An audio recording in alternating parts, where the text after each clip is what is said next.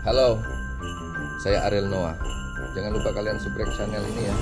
Channel Karam Kali Aja Seram. Jangan lupa juga kalian like, komen, dan share. Terima kasih ya. Bye-bye.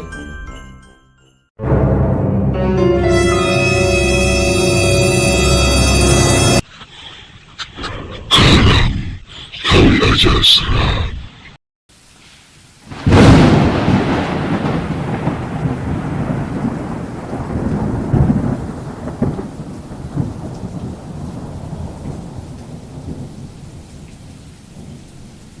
Selamat datang di Karam, Kali Aja Seram, di mana kegelapan dan misteri bersatu dalam kisah-kisah menegangkan yang akan membuat bulu kuduk Anda berdiri. Saya Mr. Randy, dan malam ini kita akan menyelami cerita-cerita yang bersembunyi di balik bayang-bayang, tempat di mana tidak ada yang seperti yang terlihat. Bersiaplah untuk menguji keberanian Anda dan memasuki dunia yang penuh dengan kejadian aneh, hantu, dan rahasia gelap. Pastikan lampu Anda mati dan selimut Anda rapat, karena cerita kita malam ini akan membawa Anda ke dalam perjalanan yang menakutkan. Jangan lupa untuk subscribe, like, dan komen. Mari kita mulai.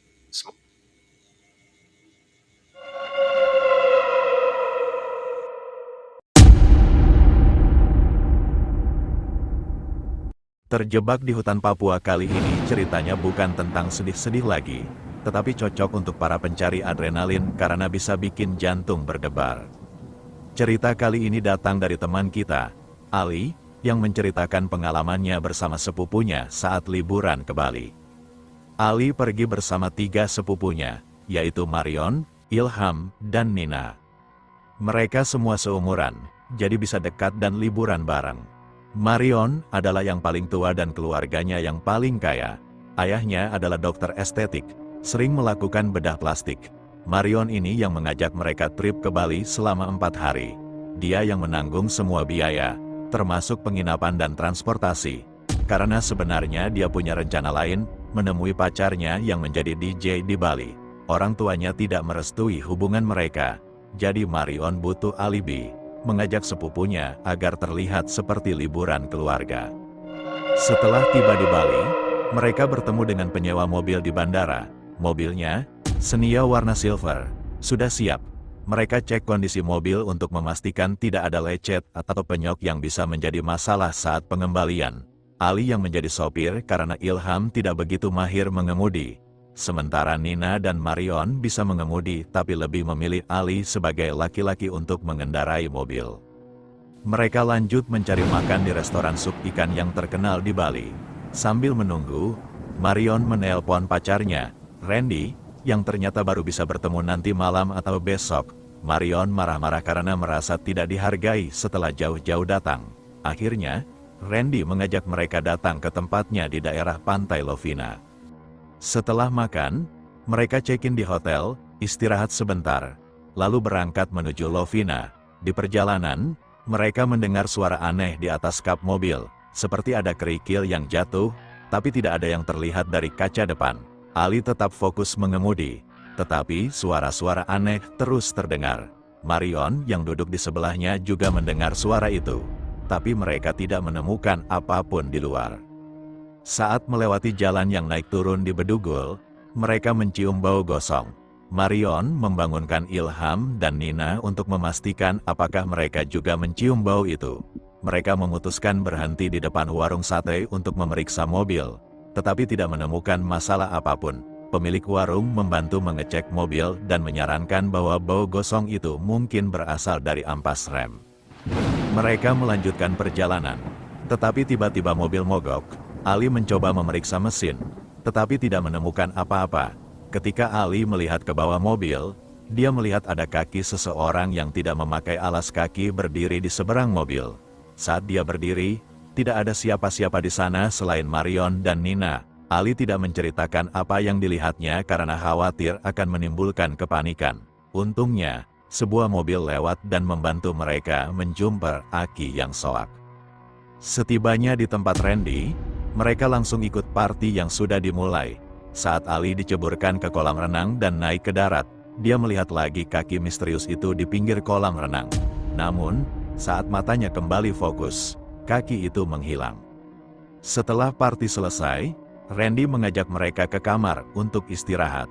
Karena hanya ada satu kamar dengan satu kasur queen size, Ali merasa tidak nyaman karena masih terbayang-bayang dengan kejadian tadi. Saat di kamar mandi, Ali bercerita kepada Ilham tentang pengalamannya melihat kaki misterius itu.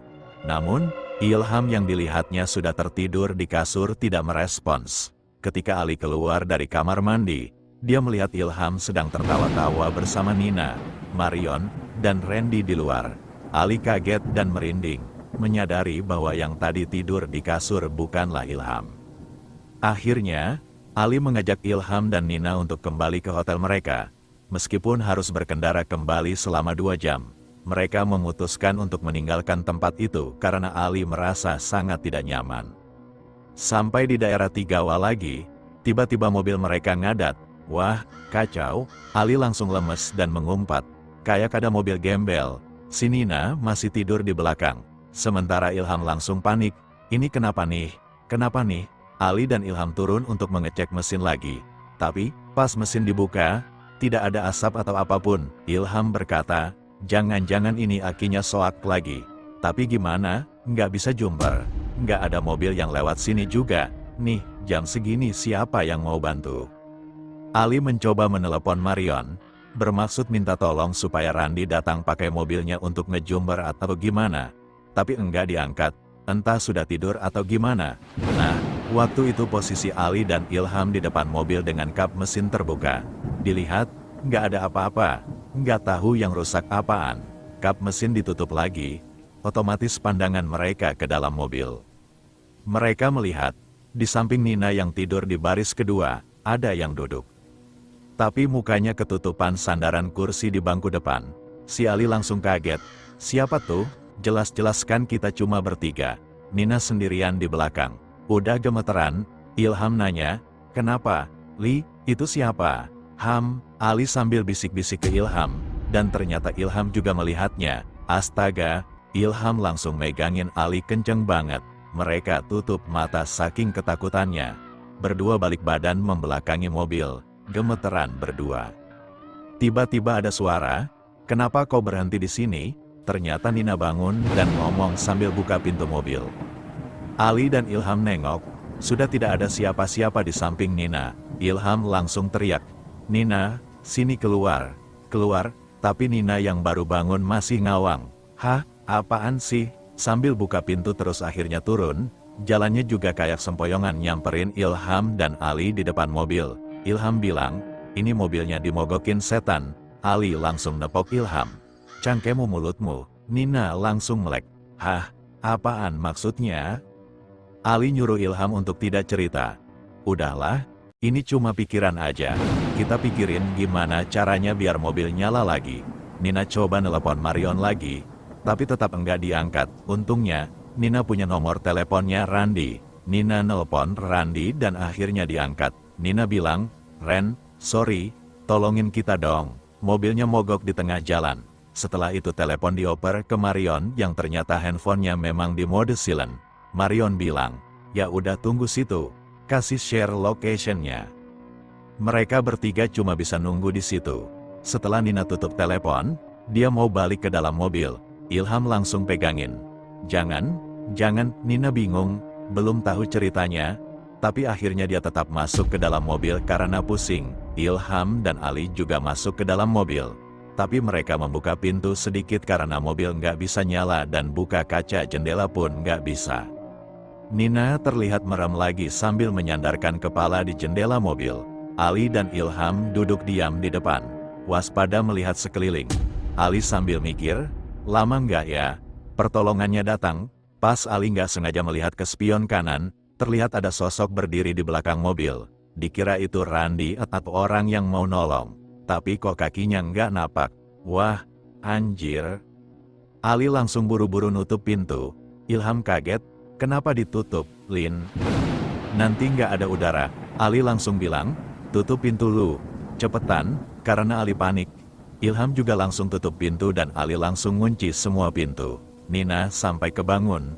Loh, kenapa ditutup? Nggak bisa napas di sini. Ali, yang gemeteran ngelihatin ke spion kanan, melihat sosok itu masih berdiri di belakang mobil. Karena gelap, Sosoknya nggak kelihatan jelas, cuma kakinya nggak napak, agak melayang, dan kepalanya kayak patah ke samping. Nina masih ngomel-ngomel, kenapa dikunciin, sesek nih, nggak ada udara, buka, buka. Ali mungkin kesal, akhirnya dia teriak, ada setan di belakang lo. Nina langsung nengok ke belakang dan mereka semua berteriak. Nina sampai gerasak-gerusuk pindah ke kursi depan, duduk di pangkuan Ilham sampai mobilnya goyang-goyang. Ilham dan Ali marahin Nina, diam lu, jangan rusuh, karena situasinya sudah kacau. Mereka semua diam. Ali nengok lagi ke spion, sosok itu sudah nggak ada, sudah hilang. Tapi tiba-tiba, kaca jendela di sisi Ilham diketok. Nina dan Ilham kaget, tapi dilihat nggak ada apa-apa di luar jendela. Tahu-tahu Ilham ngomong, "Lo, Li, ini nih." Ternyata Nina ngompol di pangkuan Ilham karena saking ketakutannya. Balik lu ke belakang, lu ngompol, tiba-tiba kaca depan mereka retak seperti ada yang nimpuk. Mereka bertiga kaget, pada lari ke bangku penumpang di baris kedua, menatap ke depan, kaca mobil retak, lampu mobil masih nyorot ke depan. Tapi nggak ada apa-apa di sana. Di tengah keheningan, Ali bilang, ini kalau Aki soak, harusnya lampu depan mati juga, kan? Ilham langsung menjawab, ya ini emang diberhentiin sama setan, bukan masalah Aki. Sambil hampir menangis. Lalu, lagi-lagi terdengar suara ketukan di kaca kanan Ali. Ali kaget, tapi ternyata ada bapak-bapak pakai udeng warna biru putih, seperti udeng yang biasa dipakai orang Bali. Ali kira itu setan, tapi ternyata itu beneran orang yang dikirim Randy buat bantuin. Bapak itu memeriksa mobilnya, tapi tetap nggak bisa dibenerin. Akhirnya bapak itu bilang, ikut saya aja balik ke villa, mobilnya ditinggal di sini, besok pagi dibenerin lagi atau dipanggilin Derek, kuncinya titip saya aja, nanti pagi saya urusin. Mereka nurut, yang penting bisa pergi dari situ. Nina yang tadi sampai ngompol akhirnya balik ke villa. Mereka cerita ke Marion dan Randy. Marion juga ngerasa takut setelah dengar cerita itu. Apalagi lihat Nina sampai ngompol. Tapi Randy malah ngetawain Nina yang ngompol. Malam itu mereka tidur di satu kamar villa. Numplek semua, Ali dan Ilham sampai tiduran di lantai dempet-dempetan. Udah, masa bodoh. Besok paginya, tahu-tahu mobil mereka sudah ada di parkiran villa. Mereka semua bangun siang, jam 11 lebih. Ternyata, memang paginya mobil sudah dibenerin sama bapak yang kemarin. Katanya ada busi yang rusak dan ada sekring konslet. Ali nggak ngerti. Tapi ya udah, setelah itu mereka siap-siap check out. Marion juga sudah ngasih uang ke bapaknya yang bantuin benerin mobil. Mereka balik iring-iringan sama mobilnya Randy. Selain mereka, ada beberapa orang lain juga yang pulang dari villa, jadi siang itu banyak kendaraan.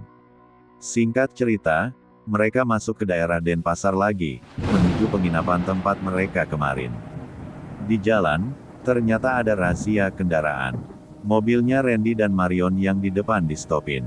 Ali dan yang lainnya pada deg-degan karena mereka tahu kemarin Randy sempat bawa ganja.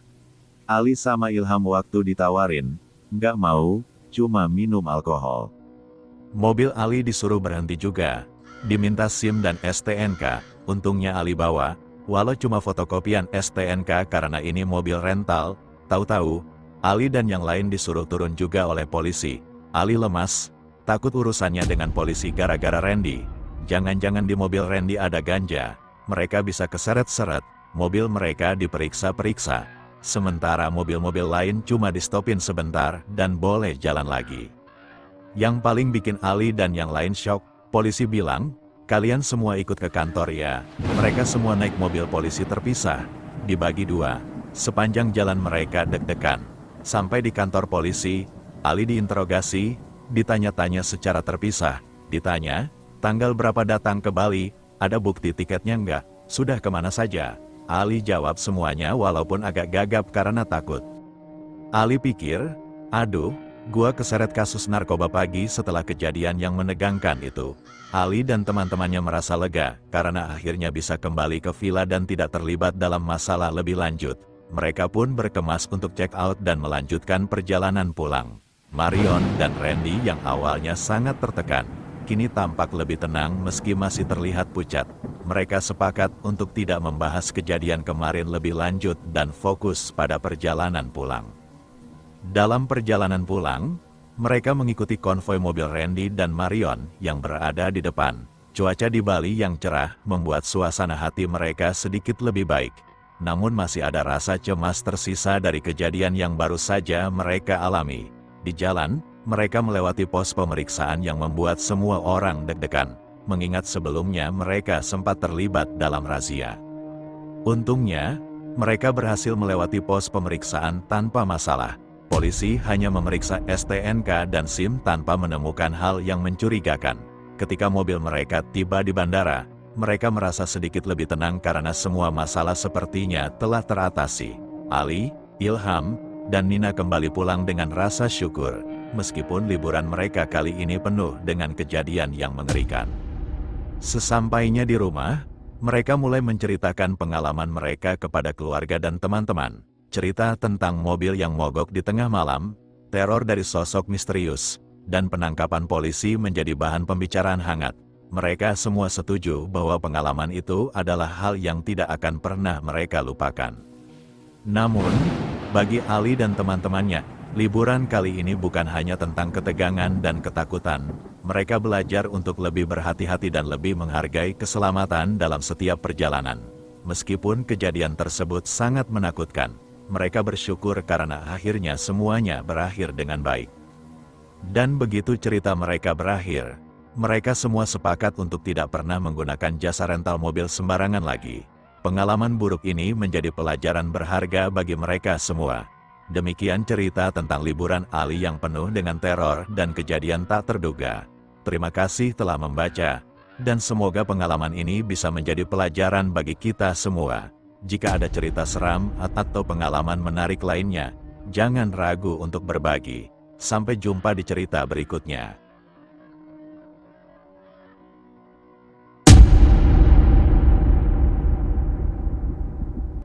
Kisah supir ekspedisi. Berikut adalah kisah nyata yang dialami oleh sopir truk ekspedisi lintas Jawa Sumatera, Debbie Susanto alias Us, 41 tahun, warga Baleharjo, Pacitan, Jawa Timur. Susanto membuka kisahnya yang terjadi pada tahun 2003 saat mengantar barang dari sebuah perusahaan di DKI Jakarta menuju Pekanbaru, Riau, sekitar 18 tahun yang lalu. Ia mengalami kejadian di luar nalar, tersesat di tengah hutan saat masih menjadi sopir ekspedisi. Ia menambahkan bahwa selama kurang lebih 2 tahun bekerja sebagai sopir ekspedisi, ini adalah pertama kalinya ia mengalami nasib yang tak lazim. Waktu itu, ia berangkat bersama teman menggunakan 2 truk tronton yang mengangkut sepeda motor dari dealer Astra. Selama perjalanan, tidak ada hal yang aneh, semuanya berjalan biasa saja, ucap Susanto. Setelah 2 hari 2 malam perjalanan, ia melanjutkan kisahnya. Setibanya di tempat tujuan, mereka dijemput oleh seorang bos yang biasa lebaran di jalan. Kami berkomunikasi dengan bos yang akan menerima barang di suatu tempat, bertemu, lalu mengikuti arah laju mobil orang tadi tanpa rasa curiga, ungkapnya. Susanto mengaku sangat lelah setibanya di lokasi pembongkaran barang. Sesuai petunjuk dari bos, waktu sudah menunjukkan pukul 23 waktu setempat. Udara dingin membuat badan semakin tidak nyaman. Namun bos menyuruh mereka berempat untuk istirahat di tempat yang sudah disediakan. Mereka menolak dan memilih tidur di atas kabin truk. Sebelum tertidur, Susanto bersama 3 temannya sempat melihat anak buah bos yang menerima barang menurunkan barang dari truk untuk dimasukkan ke dalam gudang. Susanto masih sadar ketika anak buah bos tersebut menurunkan barang-barang hingga mereka terlelap karena lelah. Tiba-tiba, angin dingin membuatnya terbangun. Sekitar pukul 2 dini hari, Susanto terbangun dan melihat keadaan yang sangat menyedihkan. Orang-orang yang sebelumnya membongkar barang juga tidak terlihat. Saat mencoba menengok sekeliling, betapa kagetnya ia ternyata mereka berada di tengah hutan gelap gulita. Untuk meyakinkan bahwa hal tersebut bukan mimpi, Susanto mencoba menelepon bos yang tadi menjemput mereka di jalan. Namun, usahanya sia-sia karena tidak ada sinyal seluler. Bos yang mereka ikuti ternyata sudah tidak bisa dihubungi dan sinyal seluler juga tidak ada. Teman-temannya juga baru sadar kalau mereka tersesat di tengah hutan. Susanto merasa bingung karena tidak ada bekas ban truk di sekitar. Sementara itu, Susanto bersama satu sopir lainnya berusaha mencari bantuan dari penduduk sekitar untuk mendapatkan informasi tentang jalan keluar dari hutan. Mereka terpaksa berjalan kaki sejauh 1,5 km ke perkampungan untuk menanyakan jalan keluar dari hutan. Sesampainya di sana, Susanto menelepon pihak Jakarta dan menceritakan apa yang sedang terjadi. Akhirnya, pria yang kini berprofesi sebagai sopir ambulans di RSUD Dr. Darsono, Pacitan tersebut menceritakan proses evakuasi mengeluarkan 2 truk dengan bantuan penduduk setempat untuk membuat jalan baru. Namun, bos mereka di Jakarta marah-marah dan mereka terpaksa membuka jalan dan membayar mahal kepada penduduk sekitar untuk membantu membuka jalan hingga bisa keluar dari hutan dengan selamat. Kejadian 18 tahun silam meninggalkan kesan mendalam. Ratusan barang ekspedisi ludes entah kemana. Terpaksa, Susanto pulang ke Jakarta bersama temannya dengan tangan kosong. Kerugian saat itu mencapai ratusan juta rupiah. Setelah 2 tahun bekerja sebagai sopir truk ekspedisi, Susanto memutuskan pulang ke Pacitan dan menjadi sopir RSUD hingga saat ini. Begitulah akhir kisah nyata tersesat di hutan belantara Pekanbaru Riau. Gimana, bro? Ceritanya kali aja serem ya. Sesuai nama channelnya, untuk cerita yang kedua ini, sekali lagi saya sarankan kalian pakai headset agar kalian mengerti jalan ceritanya. Jangan lupa siapkan kopi dan cemilan. Selamat mendengarkan.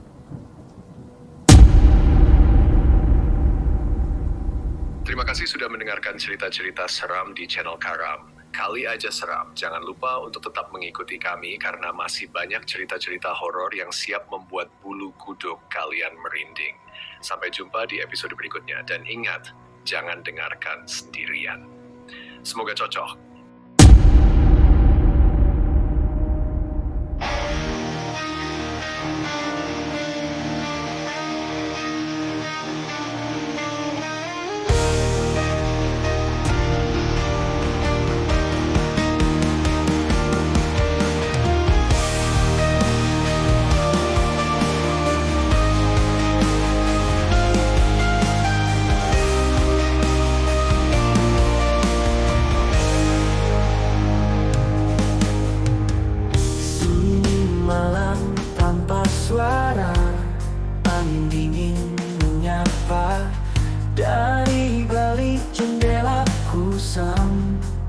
Bayangan hitam melintas, hantu di dalam mimpi, mengintai tanpa henti. Malam ini aku tak sendiri, ada dia bayangan sepi. Ketika bulan sembunyi dalam gelap, ku tak bisa lari. Langkah berat menghantui di lorong sunyi yang tak bertepi. Hantu di dalam mimpi, mengintai tanpa henti. Malam ini aku tak sendiri, ada dia bayangan sepi.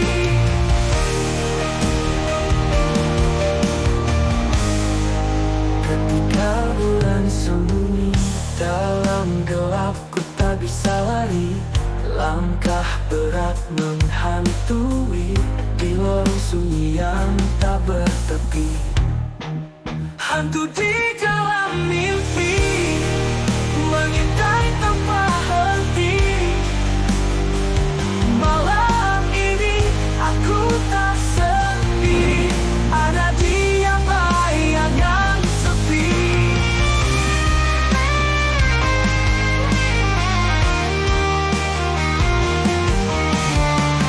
Bisikan dari kegelapan menyebut namaku perlahan. Aku terperangkap tak berdaya dalam bayangan yang tak nyata. Hantu di dalam mimpi, mengintai tanpa henti. Malam ini aku tak sendiri, ada dia bayangan sepi. Sunyi kembali melihat